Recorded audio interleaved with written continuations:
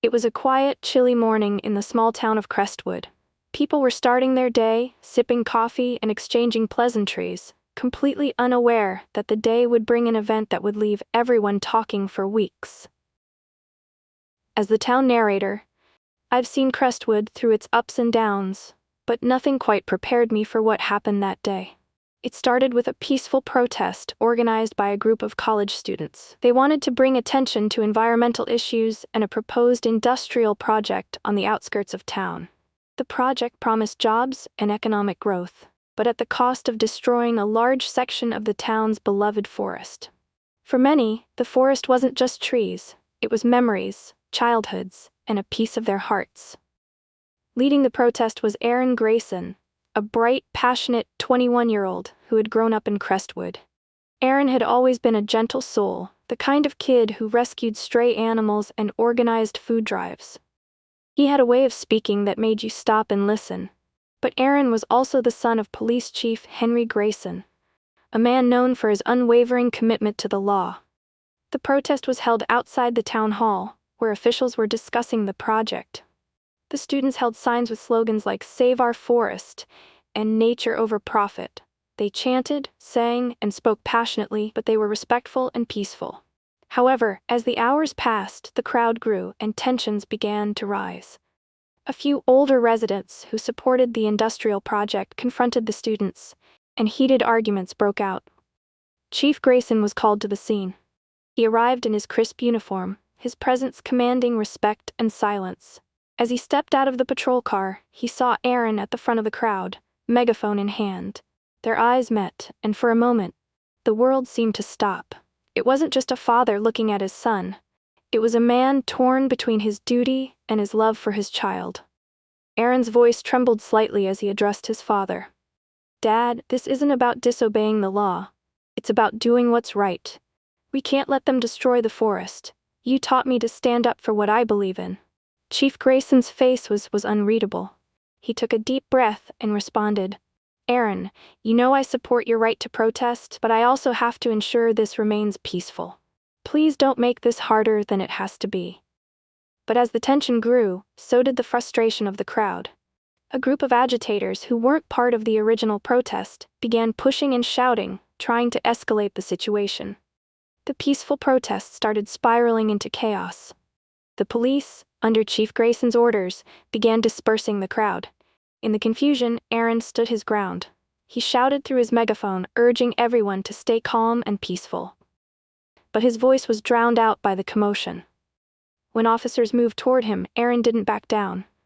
He raised his hands in a gesture of surrender, but his refusal to leave was seen as defiance. Chief Grayson's voice cut through the noise. "Aaron, step aside. Don't do this." But Aaron shook his head. "If I step aside, it's like saying I don't care. I can't do that."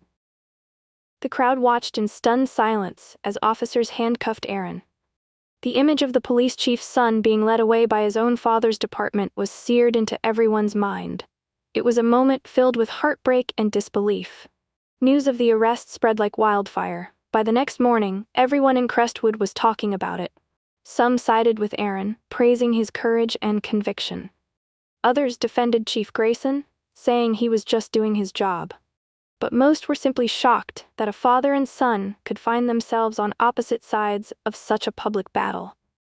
At the police station, Aaron was released later that evening. Chief Grayson was there, waiting for him. The two exchanged no words as Aaron signed his release papers. The silence between them was heavy, filled with unspoken emotions.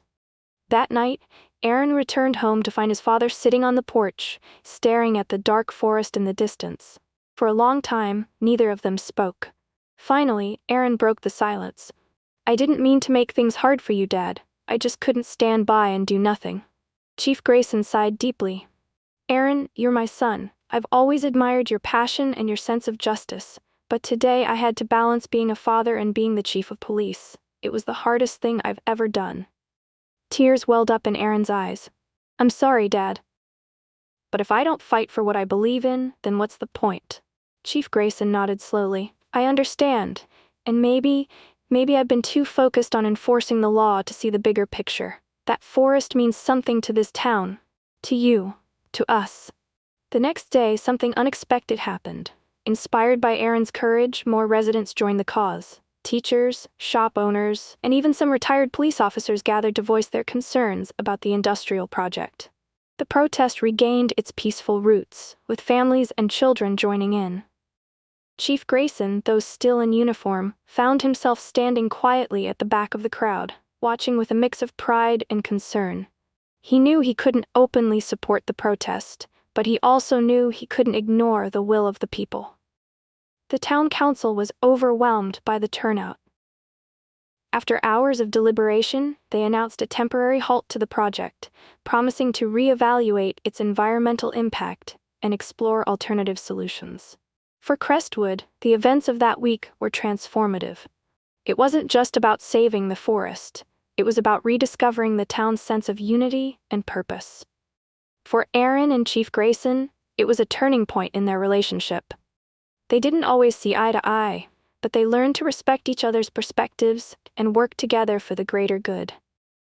As for the forest, it remained standing, a symbol of resilience and the power of standing up for what you believe in. And every time I walk past it, I'm reminded of that day when a father's duty clashed with a son's conviction, and how, in the end, love and understanding brought a town together. Crestwood may be small, but its heart is big. And as its narrator, I'm proud to share this story, a reminder that even in our differences, we can find common ground and grow stronger together. Dear viewer, thank you for joining us on this emotional journey. The story of Aaron and Chief Grayson isn't just about a father and son, it's about courage, conviction, and the power of unity. It reminds us that standing up for what we believe in, even when it's difficult, can inspire change and bring people together.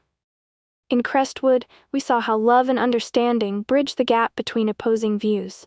This is a lesson for all of us.